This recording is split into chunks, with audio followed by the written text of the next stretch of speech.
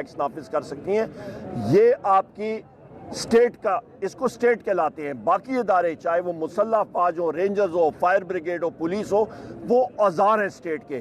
Military court جو ہے وہ اوزار کا کورٹ ہے، وہ ملٹری کے کورٹس ہیں.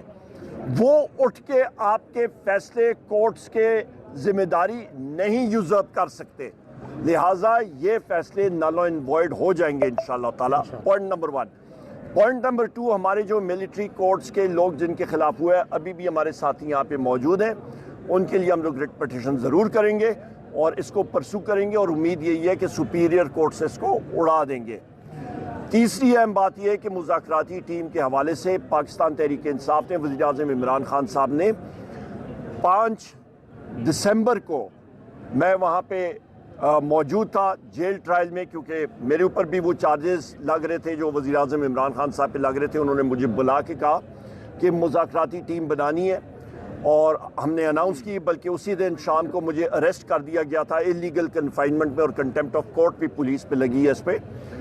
تو لہٰذا اس پہ ہمارے جو پوائنٹس ہیں، نمبر 1 ہمارے اسیران یعنی کہ وزیر اعظم عمران خان صاحب، شاہ محمود قریشی صاحب، یاسمین راشد صاحبہ، ہمارے عمر چیمہ صاحب، ہمارے اجاز چودھری صاحب، میاں محمود الرشید صاحب، حسان نیازی صاحب جو ملٹری کورٹ میں ہیں، ہمارے ملٹری جو جیل کے اندر جو ہمارے ساتھی اس وقت اسیران ہیں، باقی اسیران، ان کی فی الفور آزادی. نمبر 2 ہمارے جو 9 مئی کا کمیشن ہونا چاہیے کہ وہ CCTV فوٹیج سامنے آنی چاہیے. ہماری 26 نومبر 2024 میں جو سانحہ ہوا ہے ڈی چوک، اس کا کمیشن ہونا چاہیے.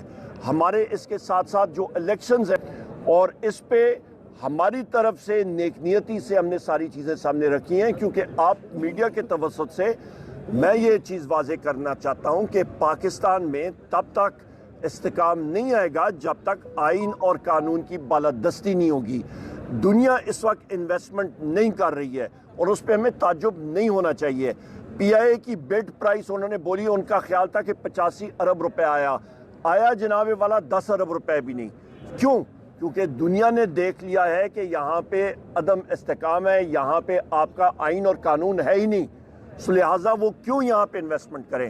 سو لہٰذا پاکستان کو یا آگے ہم نے ترقی کی راستے پہ گامزن کرنا ہے تو free and fair election electronic voting machines کے ذریعے آنا چاہیے. فروری 8 بہت بڑی مثال ہے کہ سارا میڈیم، ساری جوڈیشری بلے کا نشان لے لیا، اور یہ سب سمجھ کر بیٹھ گئے کہ لوگوں تک بات نہیں پہنچے گی. یہ پاکستان کی عوام ہے جس پر میں نثار ہوں کہ جس نے اس کے باوجود، سارا میڈیا بند تھا، اس کے باوجود انہوں نے پہچانا کہ کیا بات کرنی ہے، اور سمبلز کو، جو بھی سمبلز دیے گئے تھے، سب پر ووٹ دے کر اس بات کو ختم کر دیا کہ پاکستان کا عمران خان کے علاوہ کوئی اور نمائندہ ہے. تو صحافت کے اوپر جو پریشر ہے اس سے میں واقف ہوں.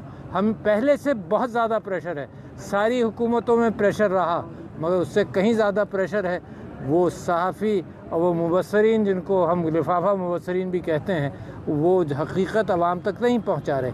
مگر عوام، انصاف اللہ تعالیٰ نے دلوں میں ڈالا ہوا ہے.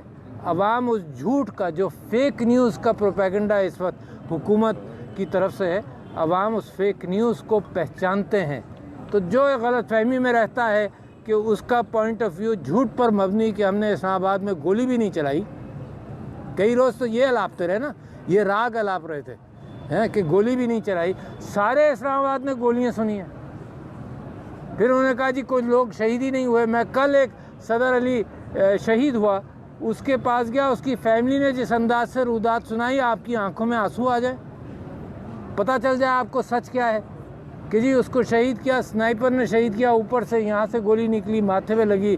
پوسٹ مارٹم کیا، پھر اس کی لاش ریلیز نہیں کر رہے تھے، یہ دکھوا رہے تھے کہ کہو کہ یہ ایکسیڈنٹ میں مرا. شرم آنی چاہیے مجھے اس حکومت پر کہ ایسی بات کرے یار. یہ جس کو قتل کیا، جس کو شہید کیا، اس کی فیملی پر پریشر ڈال رہے ہیں. اس کی فیملی پر پریشر ڈالا کہ لکھ کر دو، انہوں نے لکھ کر نہیں دیا. تو انہوں نے کہا اچھا میت لے جاؤ. میت لے گئے، پوسٹ مارٹم کی رپورٹ نہیں دی، لہٰذا کوئی شہید ہی نہیں ہوا. جب انہوں نے پانی سے دھو دیا، ڈی چوک پانی سے دھو دیا، تو جس طرح سے بے نظیر کی شہادت کے بعد یونائٹڈ نیشنز نے کہا، سب نے کہا کہ سارا ایویڈنس مٹا دیا گیا، اسی طرح سے ڈی چوک پر سارا ایویڈنس مٹا دیا گیا. یہ جناب ان کی گاڑیوں پر فائرنگ ہوتی رہی، ان کو مارنے کی کوشش کی جاتی رہی. اور جو حکومت کے اندر جو سمجھتے ہیں کہ جن کے پاس فیصلہ کرنے کی گنجائش ہے ان کے ساتھ مذاکرات ہونے چاہیے. تو میں امید کرتا ہوں کہ مذاکرات مثبت نکلیں. جو فیصلہ کرنے والے ہیں وہ فیصلہ کریں تو ہی مذاکرات ہوں گے نا. ٹیبل پر بات تو لاؤ.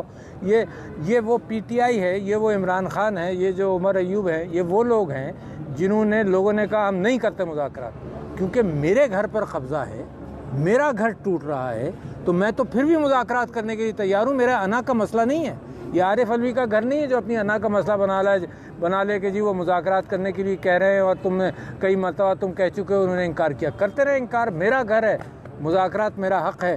میرے گھر پر واپس جمہور کی قیادت آنی چاہیے. تو مذاکرات میں آئی وش دیم ویل. مذاکرات ہونے چاہیے. جن باتوں پر ہونے چاہیے وہ یہ ہے کہ جی کہ عمران خان کی رہائی کی بات ہو. میرا تو خیال یہ ہے کہ یہ بھی نہیں کہ ہاؤس اریسٹ وغیرہ. عمران خان کو رہا کرو، کوئی مقدمہ اس کے اوپر نہیں ہے. جو ہمارے اکابرین گرفتار ہیں ان کو رہا کرو. مینڈیٹ ریٹرن کرو.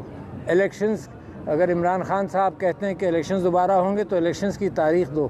منصفانہ الیکشنز کی بات کرو. الیکٹرانک ووٹنگ مشین کے ذریعے کام کرو کیونکہ اب کسی پر بھروسہ نہیں ہے. تو لہٰذا مذاکرات میں کامیابی کی امید ہے اگر نیک نیتی کے ساتھ لوگ بیٹھیں گے. ہماری نیک نیتی، ہمارا عمر ایوب ان مذاکراتی ٹیم کا ممبر ہے اور I think he knows how to handle that.